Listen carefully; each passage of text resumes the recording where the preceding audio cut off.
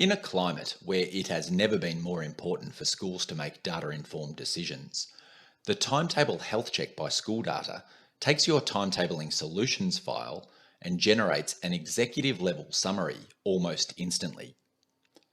Our report draws data directly from the timetable file, the source of truth when it comes to allocating teachers classes, duties, replacements, and extras commensurate with their FTE. So when we say that your staffed face-to-face teaching load is equivalent to 65.7 full-time teacher loads, your staffed allowances equate to 17.5 loads, and 12.3 of these are positions of leadership, you can take these figures to the bank. When we tell a school principal or business manager that they're spending roughly $1,400 per student on positions of leadership, the question on everyone's lips will be, how does this compare to like schools?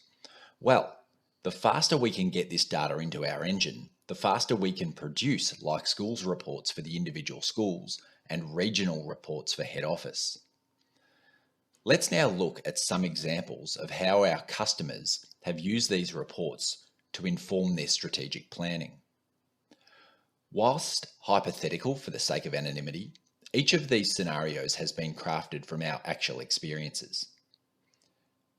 This report here tells us that SchoolData College has 4 different teachers in Year 12 Commerce subjects and 6 in Year 12 Science subjects.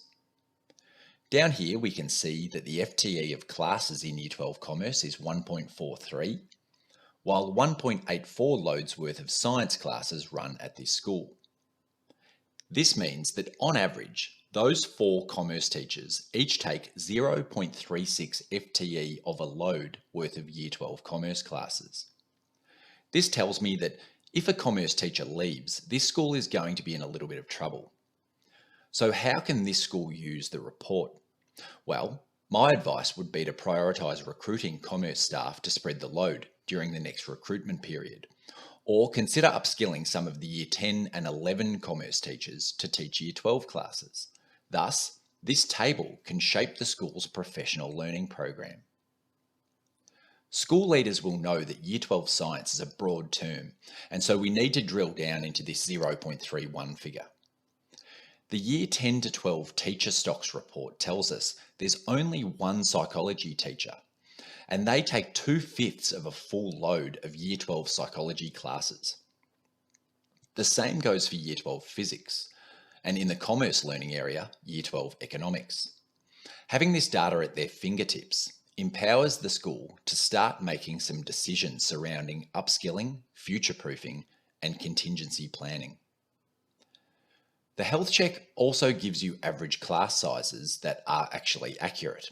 What do we mean by this? Well, they are weighted to take into consideration frequency and period load.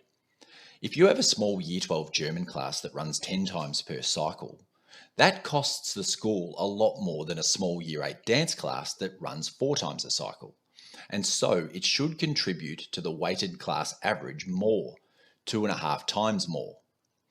Likewise, a homeroom class that runs for 10 minutes shouldn't contribute to the class size average anywhere near as much as a class that runs for an hour. These weighted averages are displayed as a school-wide figure, by year level, or by faculty and year level.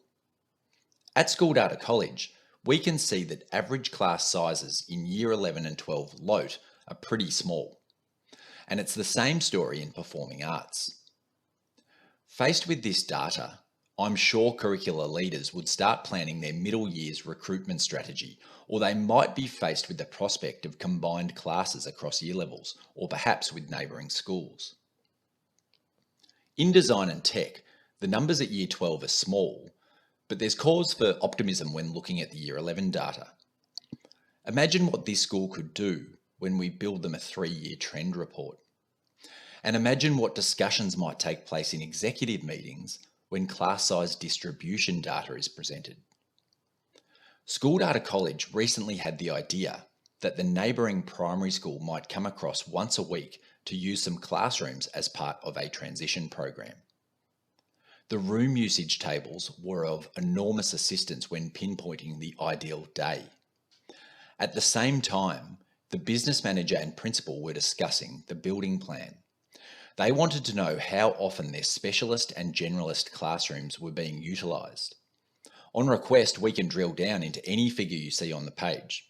So you can only imagine how much more targeted a school's building plan could be when they make data-informed decisions. Perhaps they'll use the yard duty load figures to see if their teachers are doing more duties than teachers at neighbouring schools. If a building program is about to start, they might consider better sightlines or building to allow more passive supervision, so teachers aren't burdened with quite as many duties. There are countless ways that accurate data can help schools maximise their efficiency and create an environment that attracts the best teachers and facilitates optimal student learning. Data-informed decision-making has never been so easy, thanks to the Timetable Health Check by SchoolData.